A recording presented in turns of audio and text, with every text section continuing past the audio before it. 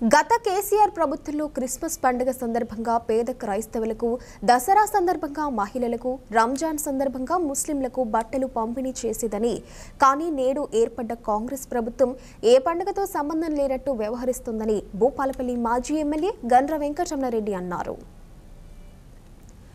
క్రీస్తు జన్మదినాన్ని పురస్కరించుకుని భూపాలపల్లి పట్టణంలోని సుభాష్ కాలనీలో గల బేతస్తా ప్రార్థనా మందిరంలో క్రిస్మస్ వేడుకలు జరగగా ఈ వేడుకలకు మాజీ ఎమ్మెల్యే గండ్ర వెంకటరమణారెడ్డి హాజరయ్యారు. ఈ సందర్భంగా చర్చి పాస్టర్ రాజవీర్ ఆప్యాయంగా ఆలింగనం చేసుకుని క్రిస్మస్ శుభాకాంక్షలు తెలిపారు. అనంతరం ఏర్పాటు చేసిన కేక్ను కట్ చేసి స్వీట్లు తినిపించుకున్నారు. ఈ సందర్భంగా గండ్ర మాట్లాడుతూ క్రిస్మస్ పండుగను ఆనందోత్సాహాల మధ్య జరుపుకుంటున్న క్రైస్తవులకు శుభాకాంక్షలు తెలిపారు.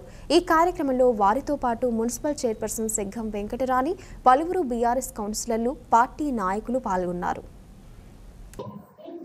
ప్రతి సంవత్సరం కూడా ఈ రోజు 25 డిసెంబర్ పోతే మళ్ళీ డిసెంబర్ 25 ఎప్పుడు వస్తుందా అని ఎదురు చూసేటువంటి పవిత్రమైన ఈ రోజు మరి జీసస్ జన్మదినం మనమందరం కూడా ఎంతో ఆనందోత్సవాలను జరుపుకోవడం చాలా సంతోషం.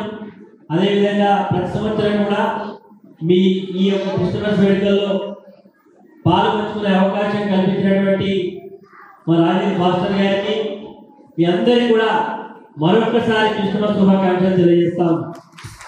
మీ అందరికీ తెలుసు, తెలంగాణ రాష్ట్రం ఏర్పడిన తర్వాత ఆనాటి ముఖ్యమంత్రి కేసీఆర్ గారు ఈ రాష్ట్రంలో ఉండేటువంటి అన్ని కులాలను, మతాలను గౌరవించాలని ఒక మంచి సాంప్రదాయంతో పండుగ అంటే అందరూ కూడా జరుపుకోవాలి, ఘనంగా జరుపుకోవాలి అనేటువంటి ఉద్దేశం ఉంటుంది. పేదరికంలో ఉండేటువంటి క్రిస్టియన్ సోదరులకు ప్రతి సంవత్సరం కూడా క్రిస్మస్ తోఫాలు ఇచ్చేటి సందర్భాన్ని గుర్తు చేస్తా ఉన్నాం. కానీ దురదృష్టం ఏంటంటే ఈ మధ్యకాలంలో క్రిస్మస్ తోఫా లేదు, రంజాన్ తోఫా లేదు, మరి బతుకమ్మ చీరలు కూడా లేవు. ఏది ఏమైనా ఇవన్నీ కూడా నేను రాజకీయ విమర్శలు చేయడం లేదు. ఎందుకంటే పండుగ అన్నప్పుడు అందరినీ కూడా గౌరవించుకునే ఒక సాంప్రదాయాన్ని ఆనాటి ముఖ్యమంత్రి గారు కొనసాగించారు.